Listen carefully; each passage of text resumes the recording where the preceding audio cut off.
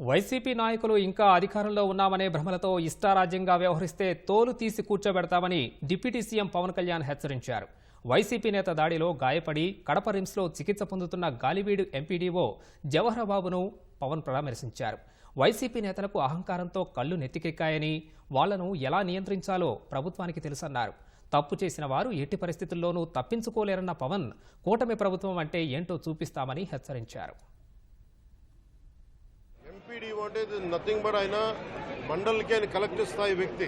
అలాంటి వ్యక్తి మీద ఇది ఒక్కరి మీద జరగల, రాష్ట్ర యంత్రాంగం మీద దాడిగా చూస్తున్నాం. దీన్ని వైసీపీ నాయకులకి 11 సీట్లకు ప్రజలు పరిమితం చేస్తున్నా కానీ ఇంకా అహంకారం చావాలా. మీ అహంకారం తగ్గే వరకు మిమ్మల్ని వదలం. అహంకారంతో కొట్టుకొని మీరు ఈ పరిస్థితికి వచ్చారు. ఇది వీళ్ళ రాజ్యాలు అనుకుంటా ఉన్నారు. ఈ గత ప్రభుత్వంలా కాదు, ఇది ఇష్టారాజ్యంగా చేస్తాం. మేము కూర్చున్న వ్యక్తులం కాదు. మేము సాక్షాత్తు నేనే ఉప ముఖ్యమంత్రిగా ఉండి నేను తప్పు చేసిన శిక్ష పడాలి అని చెప్పి అసెంబ్లీలో చెప్పిన వాడిని. అలాంటిది మీరు ఇష్టారాజ్యంగా కూర్చొని అధికార విధులు నిర్వహిస్తున్న వాళ్ళ మీద దాడి చేస్తే ఏమాత్రం ఉపేక్షించాం. వీళ్ళకి అహంకారం నడినెత్తి మీదకి వచ్చి కొట్టుకుంటా ఉంది.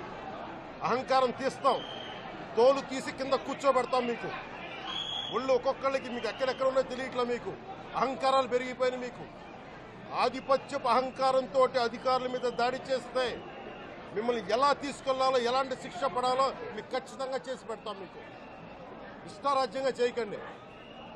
అహంకారంతో నడినెత్తి మీద కళ్ళు నెత్తికెక్కాయి. మీకు ఈ ప్రభుత్వం చాలా త్రికరణ శుద్ధిగా అందరం కూర్చొని మేము కలిసికట్టుగా ఉన్నాం. ఇక్కడ ఇది కూటమి ప్రభుత్వం, ఇది వైసీపీ ప్రభుత్వం కాదు. ఇది ఇష్టారాజ్యంగా మీరు చేస్తారంటే కామ్గా కూర్చునే ప్రభుత్వం కాదు.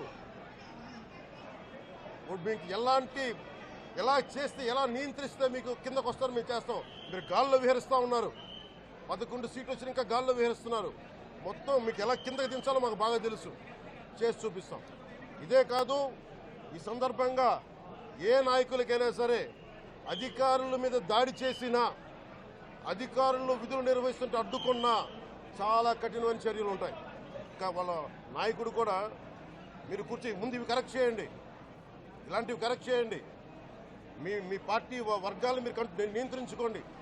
11 సీట్లు వచ్చినా ఇంకా మీరు దాడులు చేస్తూ ఉంటే మటుకు ఉపేక్షించే ప్రభుత్వం కాదు ఇది. అలాగే ముఖ్యంగా రాయలసీమ యువతకు చెప్తున్నాను, ఇలాంటి తప్పులు జరిగినప్పుడు, ఆధిపత్య అహంకారంతో దాడులు చేస్తున్నప్పుడు నిజంగా మీరు ఎదుర్కోండి.